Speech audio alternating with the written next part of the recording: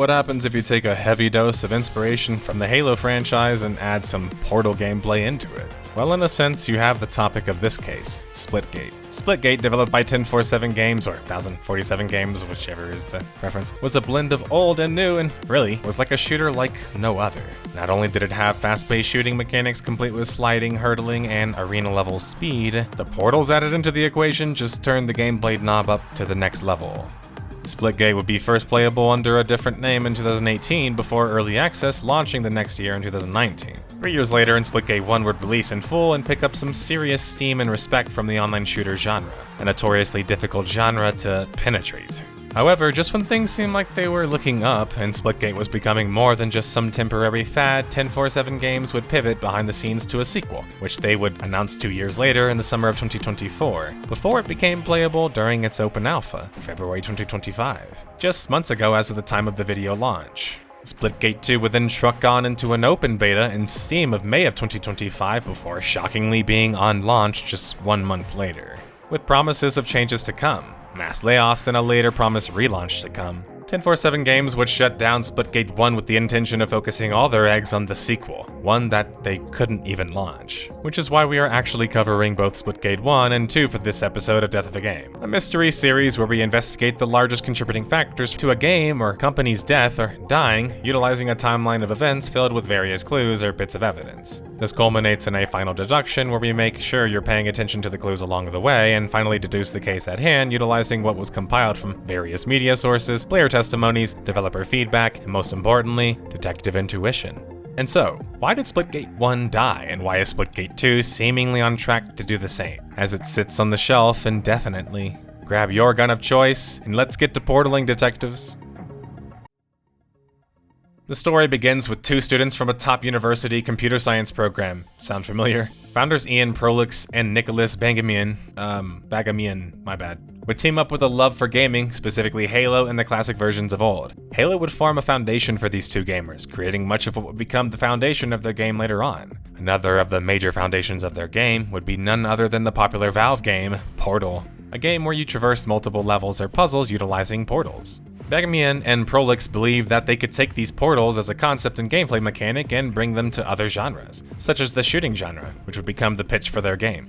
The early team at 1047 Games was about 15 developers, and this team would work on a new game concept that was codenamed Project Portal Wars for 6 months without any sort of funding. 1047 Games would then announce their game publicly, initially known as Wormhole Wars, but quickly renamed to Splitgate Arena Warfare. Described as Halo meets the Portal shooter, and finding specific inspiration from Portal and Halo 2 and 3, we now had Splitgate Arena Warfare. Though it also had jetpacking, which is not from Halo and it's not mentioned at any point of the marketing by 1047 Games, which is strange because that's from more modern COD and it changes fundamentally how the game is played. But anyway, you can argue if it's for the better or not, because every player now is given a portal gun and a jetpack, and you can teleport around the map and fly around the map horizontally or vertically. This sounds like a game that actually has a higher scope cap than the game that it was trying to emulate. Whether they were aware of that or not was unknown, because increasing the skill floor of your game required to play it isn't always a good thing for shooters. Titanfall was a good example of this, as it failed to impress more than a core audience for a short time despite how many angry Titanfall people still post on my video. Instead, the most popular shooters, like Halo 2 and Halo 3 for their times, are the ones that have low floors and actually high skill ceilings. This creates a high, dynamic, and fast-paced online shooter, fitting of the name Arena Warfare. Though I should also say, the old name was far more fitting, as it actually describes the game as what it was, which was more of an attempt at an online inspiration of Halo and a voice crack apparently, and not a true approach of the game. What I mean is that Halo was one of the best shooter franchises, or was, depending on your spiciness due to its campaign. I think it has one of the best sci-fi stories personally, let alone in a sci-fi shooter. Splitgate Arena Warfare, though, was a fitting name, which would be later changed to just Splitgate. But it spoke to a larger problem in modern shooters, which is thinking that they can still compete with these titles of the old that they were supposedly inspired by, without even attempting a campaign or a set of co-op missions, something Splitgate was also a victim of. When you're calling out your inspiration so vocally, you can't blame people for expecting you to follow through on those promises. The PC Early Access would drop May 24th, 2019 and would allow the online public to play the game for the first time, introducing the world to one of the most unique shooters we've ever seen. I even jumped in and played Splitgate for many hours simply because of how much it reminded me of Halo, and I was eager to try something new with a nice high skill cap. But what game was there even for early access was pretty bare bones. You just had a multiplayer shooter with a few modes and few maps. Maybe in time they could fluffen that up, but this is a common issue of modern shooters, thinking that they can just launch with less content than games that came like a decade before, especially online shooters. Some media outlets even covered this early access as a full launch, which I think you should actually do and is totally fair. IGN would give the game a 7.1 out of 10, saying that Splitgate's portal gun makes it one of the smartest multiplayer shooters around, but a small player base leads to long and frustrating waits between unbalanced matches. Described as an otherwise forgettable shooter without portals, with them, in IGN's eyes, it would turn the game into one of the smartest shooters they had played.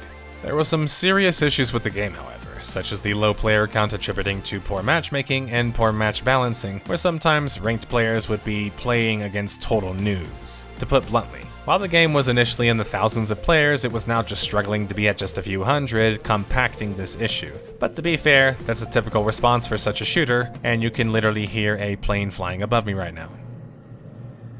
Like, come on, people visiting Mexico. Don't you have some, courtesy?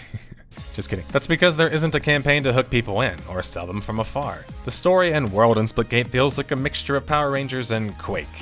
With a bit more of a lean on the Power Rangers side, not only was this not very interesting, as a consequence, how can you even make money in a free-to-play shooter if you can't sell power, a shooter, and nobody's going to want to buy skins? This is a common issue even with successful shooters early on. If your game is free, you get access to a lesser barriered audience, sure, and a more populous one, but you now have to work more actively to try to actually get them to turn a profit. Games not being able to make money must be nice from a consumer perspective in the short term, but in the long term it hurts them because it doesn't help secure a future for the game that they're playing or greatly enjoy. But 1047 Games would raise another $6.5 million, showing a dedication to their game and a desire to further expand it, starting with the expanding of their development team, which would grow to now 25 plus developers. After a console early access launched July 21st, 2021, Splitgate would reach an impressive 600,000 downloads in just 1 week. This amazing success, however, would actually come as a double-edged sword. It would force Splitgate now, a rather small team, to have to keep up and keep ahead with the updates and content sprinting from the word go from the start. But at the very least, it was proof that their crazy idea could work. The pre-launch update of July 2021 would overhaul the graphics of the game, turning it a bit more into a Power Rangers sci-fi. I know that sounds like I'm taking shots, but just watch the visual trailer. Surely it's more detailed, right? But is it really improved? The game still has little to no visual style or identity, something that both Halo and Portal were oozing in. I think Splitgate had no idea what they wanted to look like, besides just having these inspirations that they kind of borrowed from, I guess, which put them in the shadow of those titles again. Titles they were trying to emulate and worse, made an otherwise not forgettable game due to its gameplay forgettable. Due to its immense success and the taxing of their servers, 1047 Games would have no choice but to delay the release of the full game. While some would suggest just spending more money and buying more servers, server engineer Ollie Freeman would state that there's no point in just buying more servers if there's nobody to man them. This sounded like Splitgate was finding success publicly, but maybe not financially so fast, making it hard to warrant further investment into more talent to supply those servers. Splitgate, with its sudden rocket of success, was described as by its own developers bailing water while trying to turn their boat into a rocket ship. 1047 Games would seemingly recognize this problem and acquire even more funding to the tune of $10 million right before launching on console. Now, while this might sound like it was going to be money that was going to be put towards Splitgate to have more players and make it just a better game, especially just based on next year's course of events, has convinced me that this money wasn't for Splitgate 1, but instead another game. That's because Splitgate 1 had some intrinsic issues that weren't easily going to be fixable, and were part of the server issue problem too. 1047 Games quietly pivoting to a sequel is anger-worthy, sure, but their reasoning made sense, even if it's something that should have been considered from the jump if they wanted to make a competitive online shooter. The console launch for Splitgate would happen July 27, 2021, but it meant that the audiences were sort of split. Sure, crossplay was enabled across the console platforms, but the PC launch was going to be delayed an entire month, which didn't help with the feel of the game and doesn't inspire excitement amongst the PC gamers getting in late. That 1 month ends up making a pretty big difference, and I even knew some of my basement-dwelling compadres that many players were playing on console and then switching over to PC, already having advantages. The console launch was successful, however, which would be shown in their great reception therein. The beta launch for PC would come August 25th, 2021, and alongside it would come new content in the form of new modes, a new map, a battle pass, and more. The problem is, as I seem to say a lot in this series like a broken record, like, come on nerd, come up with something better or different ways to say the same thing. Just kidding. But the problem is that these updates might be good ones, but they're just merely piecing together parts of an unfinished game into a finished one. Launching into a beta with only 7 maps, only like one of which, Oasis, is even remotely different or unique or impressive, and you've got like Power Rangers with portals on different colored maps with slightly different colored alleyways. Splitgate doesn't suffer from a lack of modes or even maps necessarily, but many of these things are just borrowed from other shooters or just kind of bland. It's not bad to copy notes sometimes, like Sorry Miss Franklin in 11th grade, but the more that you start to do that, the more that you have to actually start to develop your own identity, lest you become just an amalgamation of other games. Still, Splitgate did its most impressive thing during this time, reaching a whopping 100,000 players concurrently across platforms, reportedly, with a peak 67,000 players on just Steam alone. For a 30-man development team now, this was pretty damn impressive, but being able to reach an impressive number as an online shooter is one thing, and being able to maintain it in a sea of other popular IP shooters re-releasing every couple years is a whole other thing, making it, again, as I mentioned at the jump, a difficult market to penetrate. But even with the beta Season 1, which would drop January 28th, 2022, we really saw more of the same of that. Good updates, more modes, and a map creator, but Halo 3, a game Splitgate was trying to mimic, had that at launch with the Forge system, and that game came out in 2007, 15 years prior. Sure, this isn't even close to the same size of the team that was used there, or the money, but when it comes to competing with your idols, people rarely care if you have the same level of privilege or not. And at this point, this game, back to gaming, was in early access for 3 years and people were expecting results. Even with this major update, for example, the peak population was only like 3,400 players. How much money was this game really making? The official launch of Splitgate would come 3 years after it first launched into early access, September 15th, 2022, but it felt like all of the air out of the balloon kind of had already left at this point. Hitting 1,500 peak players on Steam reflects this during this time, and how little media coverage it got as well. The game had improved since its early access launch, sure, but by how much? Sure, it had loads of maps, now over 12 of them, but most of them still lacked identity or proper balancing, of which was hard with the ability to portal literally across the map. So sightlines and portal lines couldn't be so accessible unless that was, well, the point of the game. And with Splitgate 1, while it seemed like it wasn't entirely, and the balance was affected by that. Check out some community maps for a comparison. You can find maps that are either just more competitive or just plain more fun than the official maps. As we talked about previously, 1047 Games got a big revenue injection, an injection that we thought would be poured into the release of Splitgate 1. But the day after the game would launch, and it was announced that 1047 Games wouldn't be updating the game any further. While I always defend the decision for independent gaming studios to decide to move on to other games to keep their companies afloat, taking over a dozen million in venture capital funding was more likely the reason that was forcing their hand, to be honest. All this time spent on fulfilling a development cycle and promising to your audience and then immediately abandoning them as soon as the obligation was quote-unquote like fulfilled, it just felt disrespectful to the loyal fans of the game, and worse, it eroded the trust in 1047 Games as a studio, which is probably a large reason that the second game wasn't able to generate as many players. Speaking of that second game, which was clearly in the works since they stopped working on the first, would be publicly announced July 18th, 2024. Alongside its announcement would come details concerning the sequel and how it would affect the original title. According to 1047 Games, they would state that the game would remain online but only receive basic support. They also would state that Splitcoin wouldn't transfer from game to game, and while this isn't totally wild to me, if the value offered was worth it, it makes me feel like their decision to move on to a sequel wasn't just the engine, it was the game's inability to make money. Speaking of the engine, I went back and played some Splitgate 1 and 2 during the writing of this script, and Splitgate 1 just feels and looks better to me in many respects. Its visuals are more grounded, it's less like Power Rangers, or honestly just gay Power Rangers, and no judgment, but that's what Splitgate 2 reminds me of. Splitgate 1 also just plays better, not just strict gameplay, because yes, I will admit that it's definitely jank, but the jank's actually okay if the game still functions properly. I mean, Halo 2 is my favorite Halo, and that's basically what Halo 2 is. And the jank in SG-1 was lovable, just like Halo 2. But SG-2 in my early testing felt more like a serious shooter that kind of removed all of that, but it lost some of that charm from SG-1.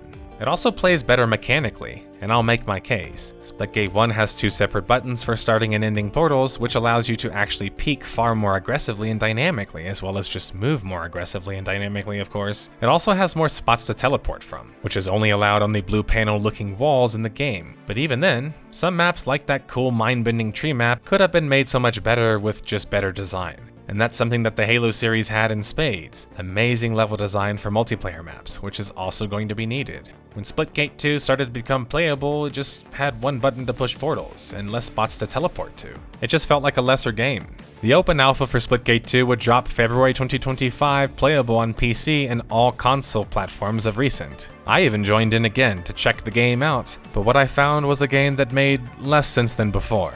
Splitgate 1 did have engine issues, and Splitgate 2 was being developed now and playable now on Unreal Engine, but now looked even more generic feeling and felt that way too. Speaking about visuals again, I was speaking and playing with one of my viewers, a lesbian, and even they agreed with me that Splitgate 2 had an art style of somebody locked in the closet. And while that might sound harsh, the models are super smooth and feminine, and the graphics themselves are generic, high contrast, high colored, looking shooter manliness. It just looks like any other Unreal project, where every character is like in spandex for some reason. The open beta would drop May 22nd, 2025, reaching a 25,000 player peak, which was honestly still quite impressive for a game franchise that was on the shelf for like years. There was some at least chances for them to add some more flavor into the game and work with this player base, but the weapons, for example, did feel quite Halo-like, so there were things to like there. But the game felt even more COD-like than the previous one, and that's strange again, when they still never claimed COD inspired them in any way. So what were the main differences between the two titles, SG-1 and SG-2?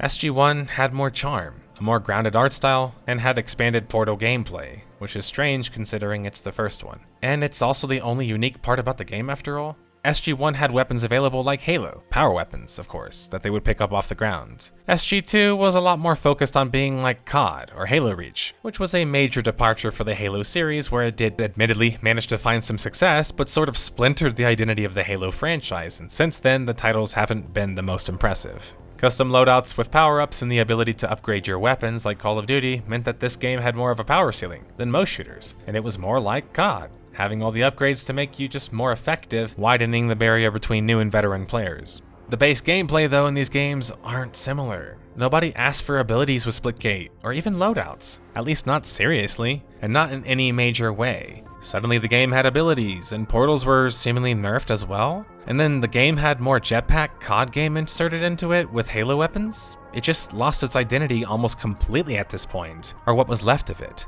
What started as Halo meets Portal was now Halo married Portal, got divorced, and then married COD, and then lost custody of their kid or something. You get the analogy, right? And just when things couldn't get any worse, one of the co-founders was spotted speaking at the Summer Game Fest 2025 in an event that will go down pretty infamously online. Adorning a hat that read "Make FPS Great Again," standing in a strangely rehearsed, tough-looking way, wielding what looked to be like a bat from the game, which is still never explained why it's even in the game, by the way. Why would someone design a melee weapon as a bat with all that technology and capability? And why take such controversial stances with a hat that makes you look both petty and just out of date and out of sync? And then immediately calling out the COD franchise for being the same thing over and over again, a game they started to copy so many aspects of gameplay about, ironically. And I'm tired of playing the same Call of Duty every year. And I wish we could have Titanfall 3. And then what came next was almost like a movie. It was a fake hype trailer complete with fake hyping from a game announcer literally saying on the nose what the game was about. Just look at that water placement, expertly done. This is the epitome of sport. We are splitting savants and jetpack geniuses. The movement is so fluid, so fast, you can't stop it, you can't catch. Oh my god, it's totally electric. Followed by an Imagine Dragons soundtrack. A band famous for always somehow crawling its way into the limelight, sure, but with catchy overproduced songs that somehow become anthems for whatever gobbles them up first, and certainly not that artist of choice for the shooter's target audience, right? This trailer, however, was actually a trailer for the upcoming Battle Royale mode being added to Splitgate 2. Another COD move, and another move that the audience just wasn't asking for. Splitgate had managed to pick up the runoff from Halo and Titanfall fans, but becoming more like a game those franchise players were kind of trying to avoid wasn't a gamer move, detectives. After that tone-deaf public performance, sounding like a loud fart in a quiet room, sorry I don't have any ability to test that out, more complaints would surface for the game, such as the game's piss-poor monetization, and thus value offered in the game too. You could pre-order season passes, gross, I feel sick just saying that out loud, and the game had a classic free-to-play approach to the currencies of it, of which there were 3, enticing you to want to buy premium stuff since it's hard to earn the stuff the hard way, which is playing the game, I guess. They would then unveil a $140 bundle that was on sale in the store at $80, with accusations circulating about how the classism for the game, with loadouts, was about milking more money too. While you could just not buy it, some fans felt insulted, especially after the virtue signaling at the Summer Games Fest. And I can relate, with my comment section at times. What was bizarre was the excuses and statement released concerning the expensive bundle, which came from the CEO Ian Prolix, which was that he wasn't even aware of the monetization and that it was because of the former COD developer who was now in charge of the monetization of the game. Wait, what? You're the CEO, mate, and the front-facing person of the game and company. Are we really supposed to believe that you didn't know anything about this? And why even admit that even if that was true in the first place? Prolix at least acknowledged the SGF too, saying that they were no longer striving to be controversial. Well, that's a good thing. According to an outsider, though, interested in the game and company behind it, 1047 Games, would do some good analysis concerning how much 1047 Games could have spent on advertisement with creators, which notoriously, as we've shown on the series, has been less effective than ones who've advertised single-player games ever or trying to go after more endemic audiences. According to Nick Lombardi, a study of influencer data, the studio spent as much as $409,000 on advertisement and only had like a 1% turnover rate. With Splitgate 2, we had the same thing all over again with Splitgate 1, a game that was clearly unfinished, promising new updates that merely were bringing the game to a serviceable sense. With Rank being introduced in July of 2025, Splitgate 2 was trying to catch up to a game that was still 15 years before it. Halo 2 and 3 both launched with ranked modes, and Splitgate 2 was just only souring more and more fans. And rank modes don't even work if you don't have a pop to play them, so trying to chase after a strictly competitive audience just never works. Because if you can get a casual player to play a competitive game, you can't get competitive players to suddenly become casual. It just really doesn't work the other direction, because there's not a casual game there to be played with, otherwise you'd have it go the other direction. A common misconception with the Halo franchise in general is that, minus like Halo 5, none of the Halo games are made for competitive play. They just happen to be good enough as games competitively, that allowed for high enough skill ceilings in them. That's coming from a former H2 and H3 competitive player too. Amongst my friends, I was always one of the few comp players, and I can only imagine that the data is far more serving considering how much those games sold. In a rare and controversial turn of events, Splitgate 2 would seemingly recognize their game's inability to stick and would unlaunch the game July 22nd, 2025, with Ian and Nicholas asking for the community's trust again. But Splitgate 2 was moved into an indefinite beta, and the company was also hit with a series of layoffs, laying off as many as 45 employees. Worse, they were taking Splitgate 1's servers down to focus reportedly on the second game, promising that big changes were still to come for that game. Ian would then admit that SG2 wasn't feeling like a launched game, because it wasn't, and that features were missing, and bugs were still present. Ian was constantly inserting himself into conversations, which I get it, like American CEO style is very much that. But he would say panful lines like fans want something closer to Splitgate 1, like duh dude. That's saying the loud part out loud, which is just gonna anger everybody who's been saying it from the jump. Ian was then promising to be more open to feedback now. But it was a little bit too late for that. Getting people to test your game and really offer feedback is difficult. But after you already failed to launch the game and took all this negative press, it's even less likely. Ian would also state that Splitgate 2 was too ambitious due to having an arena mode, a battle royale, and a map creator. But those are self-inflicted wounds that don't even still patch the game to a finished state anyway. But Ian seemed at least dedicated to not giving up yet, and I have to give him respect for that. But in the same breath, he couldn't state for certain that Splitgate 1 wouldn't be fully shut down with no peer-to-peer options offered, and I feel like if he wanted to regain the trust of his community, that was something that they were going to have to do. Splitgate 2 would receive another update introducing a new battle pass, some lab updates and bug fixes, and some improvements to the game's map creator. But at this point, only like 1,100 players were playing the game at peak times, which wasn't good enough of a population size to sustain an arena shooter with such a high skill cap, which is why so many of the games became bot games, which was my experience playing Splitgate. The chances of them being able to pick up things from here are just very low, especially with promises of a future Halo title on the horizon. Not to mention, COD is reportedly returning to jetpacks, which is another threat for Splitgate on top of things. The lay of the land was worse than just a couple years before, and prospects for Splitgate 2 because of that were now even lower. The best thing that 1047 Games had done in months, or even years at this point, was announcing August 21st, 2025 when they allowed Splitgate 1 and players to play the game with peer-to-peer servers in custom games. This at least allowed the game to exist in some fashion, which is important for game's preservation, and the game's audience and fans. It even allowed me to record some footage playing myself, as you've probably seen throughout this. But would it be enough to impress fans to come back and trust them after so many mistakes?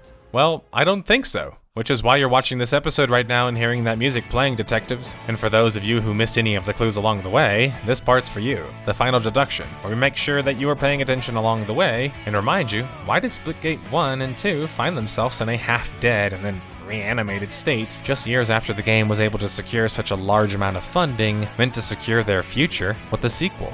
While the game offered a piecemeal shooter offering, it had a lack of visual identity and care. Split game design gambled on a sequel that they just fumbled out the gate. The classic high skill floor and high skill ceiling. Community betrayal. The story of Splitgate isn't totally over yet, but our story, covering why both games ended up being short-lasting hits, is over. Perhaps we will see a new and improved Splitgate returning with Splitgate 2, but you can't just summon money and support out of nowhere, especially when you already laid off the majority of your staff. The likeliness of Splitgate 2 making a comeback is quite low, especially with a reported Halo game, as I mentioned, coming on the Unreal Engine 2. Sure, there should be room for competition amongst shooters, and I always support such a thing, especially unique shooters like Halo, my favorite shooter. But if you're unable to escape the shadow of the game that you're trying to mimic and inspire the fandom from, as nerds would say, you better come correct. Thanks for watching, and let me know in the comments below what you liked about Splitgate as a series, or didn't. And until the next case. All right, guys. It's a simple job.